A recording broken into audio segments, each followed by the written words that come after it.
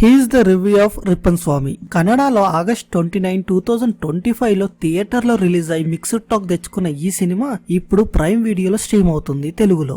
ఇక ఈ సినిమా చూశాక నా ఒపీనియన్ చెప్పాలంటే బిలో యావరేజ్ అనిపించింది సినిమా అయితే. ఎందుకు ఇలా అంటున్నానంటే, ఒక సినిమాకి స్టోరీ పాయింట్ ఇది అని తెలిసినప్పుడు సినిమా స్టార్టింగ్ నుంచి ఆ స్టోరీని బిల్డ్ చేసుకుంటూ రావాలి. అంతేగాని స్టార్టింగ్ లో వేరే ఏదో చూపించి తర్వాత అది కాదు ఇది అంటే మన మైండ్ యాక్సెప్ట్ చేయకపోగా సినిమాకి డిస్కనెక్ట్ అయిపోతాం. ఈ సినిమాలో కూడా అదే జరిగింది.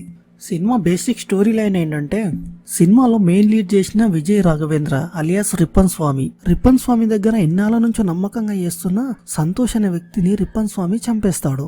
అసలు రిప్పన్ స్వామి అంత నమ్మకంగా ఉన్న సంతోష్ని ఎందుకు చంపాడు అనేది స్టోరీ లైన్. కానీ సినిమాలో ఒకటే మైనస్ పాయింట్, సినిమా స్టోరీలోకి వెళ్ళడానికి చాలా టైం తీసుకున్నాడు డైరెక్టర్. అంత టైం తీసుకునేసరికి సినిమాకి మనం డిస్కనెక్టింగ్ అయిపోతాం. ఇక సినిమా స్టార్ట్ చేసాం కదా, ఎండింగ్ వరకు చూడాలి అని ఫోర్సబుల్ గా చూడడమే తప్ప సినిమా పెద్దగా ఇంట్రెస్టింగ్ గా అనిపించలేదు నాకైతే. ఒకవేళ మీరు చూడాలి అనుకుంటే ప్రైమ్ వీడియోలో తెలుగులో ఉంది, ఫ్యామిలీతో చూడొచ్చు, ఎలాంటి అడల్ట్ సీన్స్ అయితే లేవు. ఇది నా రివ్యూ నచ్చితే నా ఛానల్ సబ్స్క్రైబ్ చేసుకొని నా వీడియోస్ ని లైక్ చేయండి. నా సబ్స్క్రైబర్స్ అందరికీ టైము మనీ సేవ్ చేయడమే నా బాధ్యత.